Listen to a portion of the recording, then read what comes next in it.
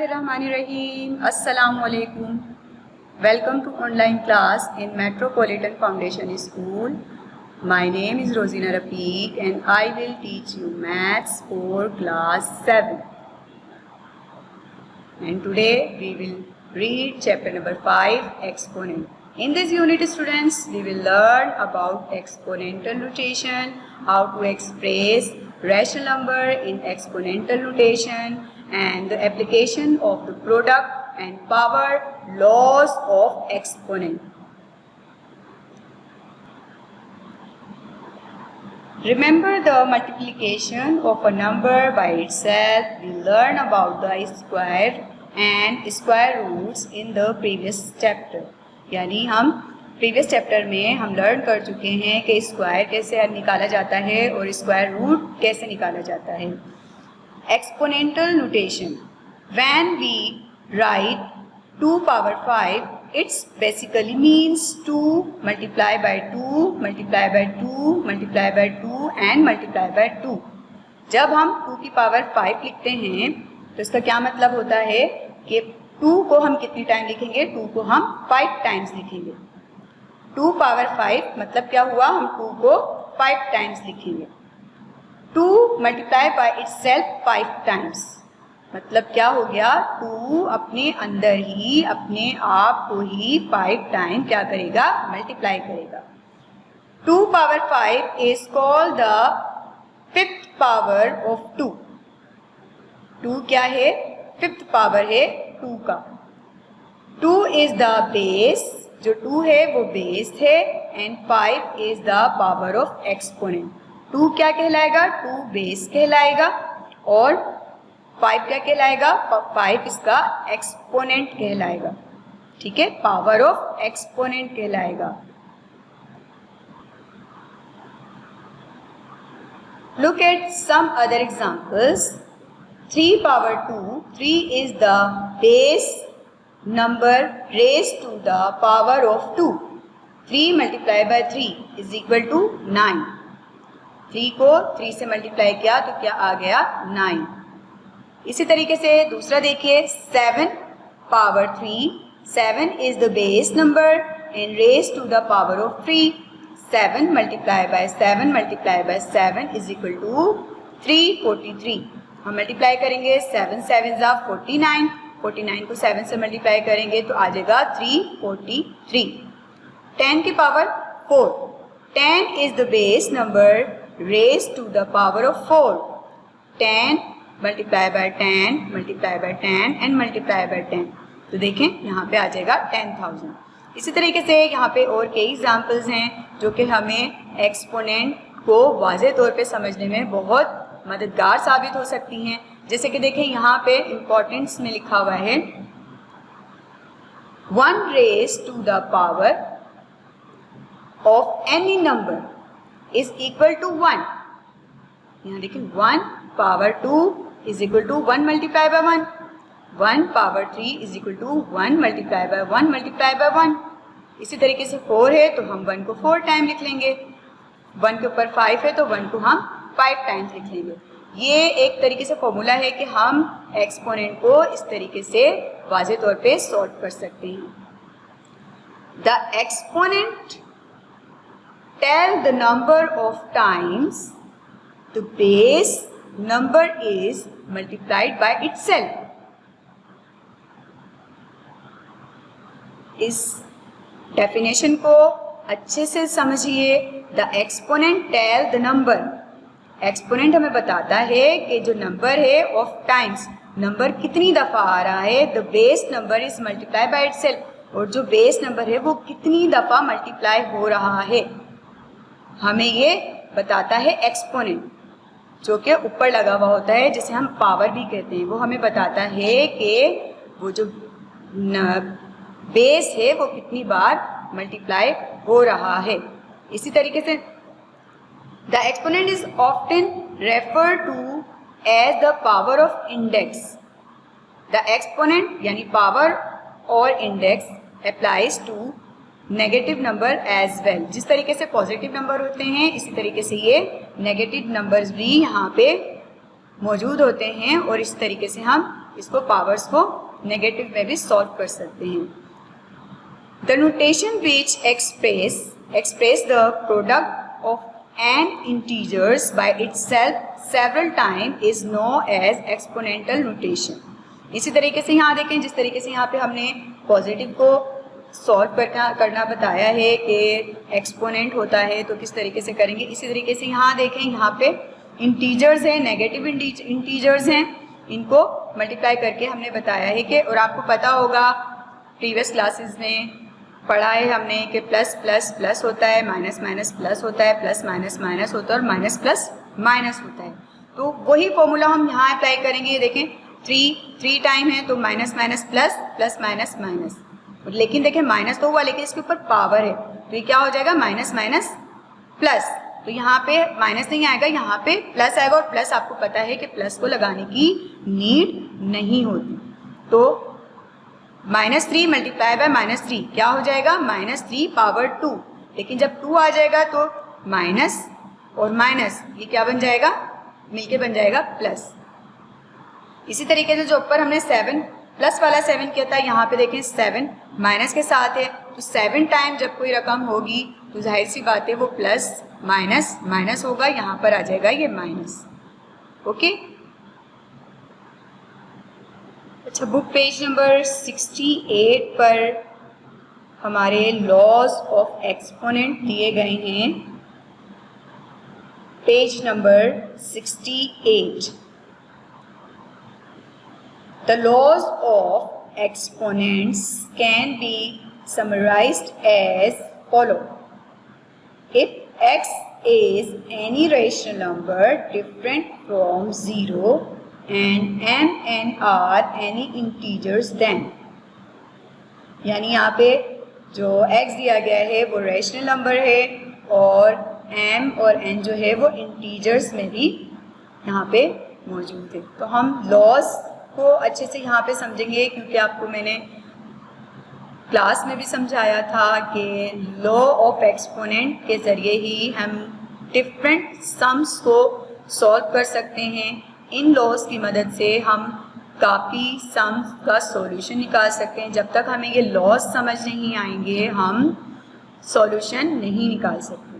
ठीक है, तो आज हम इन लॉज को डिटेल में समझेंगे। Law number 1 is equal to x power n multiply by x power n। अब यहाँ देखें मल्टीप्लाई हो रहा है, ठीक है, x के साथ ही मल्टीप्लाई हो रहा है, लेकिन एक्सपोनेंट क्या है इसका एक्सपोनेंट है यहाँ पे m और यहाँ पे क्या है n। यहाँ पे m है और यहाँ पे n है, और बेस क्या है इसकी, दोनों जगह x है, तो क्या आ जाएगा x m और n। ठीक है, ऊपर जो m और n है ये हमारा m और n है, ये क्या हो जाएगा, प्लस हो जाएगा यहाँ पे। ठीक है, x m multiply by x n is equal to x की पावर m प्लस n। ये हमारा था law number 1। Law number 2, law number 2 x की पावर n, पावर कह लें आप, इंडेक्स कह लें, ठीक है, x की power n multiply bye y power n। अब यहाँ देखें लॉ नंबर 1 में m और n था, डिफरेंट थे, एक्सपोनेंट डिफरेंट थे, लेकिन यहाँ पे एक्सपोनेंट जो है वो सेम है। एक्सपोनेंट सेम है और जो बेस है वो डिफरेंट है। यहाँ पे बेस सेम थी और यहाँ पे बेस जो है वो डिफरेंट है। तो देखिए हम क्या करेंगे, हम x और y मल्टीप्लाई, x y के साथ मल्टीप्लाई, और ये जो सेम है, सेम बिल्कुल है, इसको 1 टाइम हम ब्रैकेट के साथ यहाँ पर ऊपर लगा देंगे। Where y is also a non-zero rational number, यहाँ पर y जो है वो नॉन रैशनल नंबर मौजूद है, नॉन ज़ीरो रैशनल नंबर मौजूद है, यानी y भी कुछ ना कुछ नंबर जो है वो मौजूद है मैथमेटिकल फॉर्म में। ये था हमारा लॉ नंबर 2। देन आ जाते हैं अपने लॉ नंबर 3 पर। x power m divided by x power n, x power m divided by n power x power n is equal to, अब यहाँ देखें डिवाइड है। अब तक हमने पहले और दूसरे लॉ में यहाँ पे मल्टीप्लाई देखा था, लेकिन थर्ड लॉ में यहाँ पर डिवाइड है और एक्सपोनेंट जो है वो डिफरेंट है। तो देखिए क्या होगा, डिवाइड लगने की वजह से ये माइनस में बदल जाएगा। ठीक है, क्योंकि आप डिवीजन भी लगाते हैं जब जो सेकंड हमारी वैल्यू होती है जो नीचे की साइड होती है, यानी अगर हम इसे ऐसे लिखें x और x, ये m है और ये n है, तो ये ऊपर आएगा तो ये नेगेटिव साइन में आएगा। तो उसी रूल को मद्देनजर रखते हुए x एक्सपोनेंट क्या हुआ, m माइनस n, ये था हमारा law number 3। Law number 4, x power n divided by y n। अब यहाँ देखें यहाँ भी डिवाइड है, लेकिन हमारे जो एक्सपोनेंट हैं वो सेम है। यहाँ पे एक्सपोनेंट जो थे वो डिफरेंट थे, यहाँ पे एक्सपोनेंट जो हैं वो सेम है। तो देखिए क्या होगा, यहाँ पे डिवीजन लगने की वजह से x अपॉन y हो जाएगा, एंड ब्रैकेट में ये जो n है ये 1 टाइम लिखा जाएगा। फिर y is also a non zero rational, पर वही बात, ये y भी अपने अंदर कोई ना कोई वर्ड मौजूद है। Law number 5, x m bracket n। अब यहाँ देखिए ब्रैकेट में आ रहा है m और n, यानी मल्टीप्लाई हो रहा है। ब्रैकेट का मतलब क्या होता है, ब्रैकेट का मतलब होता है कि कोई वर्ड जब ब्रैकेट ना लगा हुआ हो तो इसका मतलब क्या होता है कि वो उस वर्ड के दरमियान जो है वो मल्टीप्लाई मौजूद है। ठीक है, तो ये देखें x पावर क्या आ गई, एक्सपोनेंट क्या आ गया, m और n, और मल्टीप्लाई लगाने की जरूरत नहीं होती। जब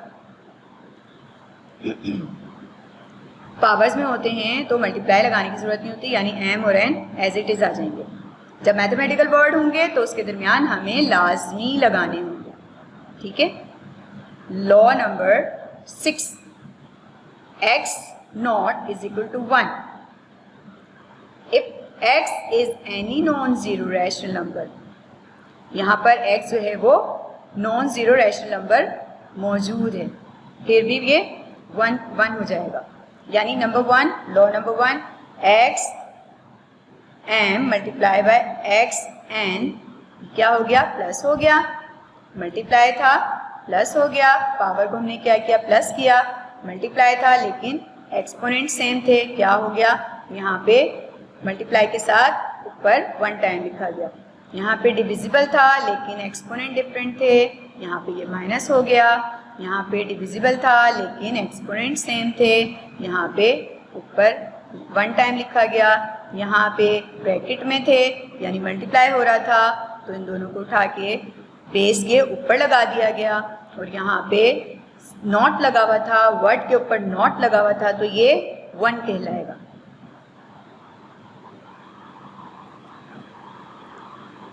होमवर्क आपका ये है कि आप ये लॉज जो हैं पूरे 6 लॉज आप अपनी कॉपी में उतारेंगे। बुक पेज नंबर 68 से देखकर पहले से लर्न करेंगे, एंड देन आप इन्हें अपनी कॉपी में नीट एंड क्लीन राइटिंग में उतारेंगे। लॉ नंबर 1 इज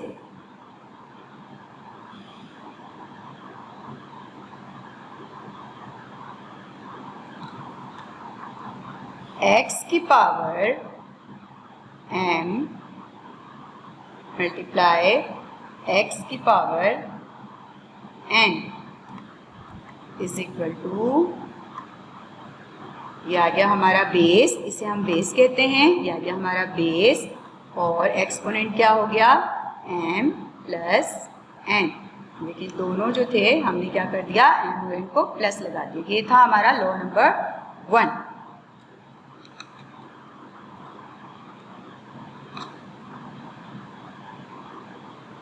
इस तरीके से लॉ नंबर 2, x की पावर n मल्टीप्लाई x की पावर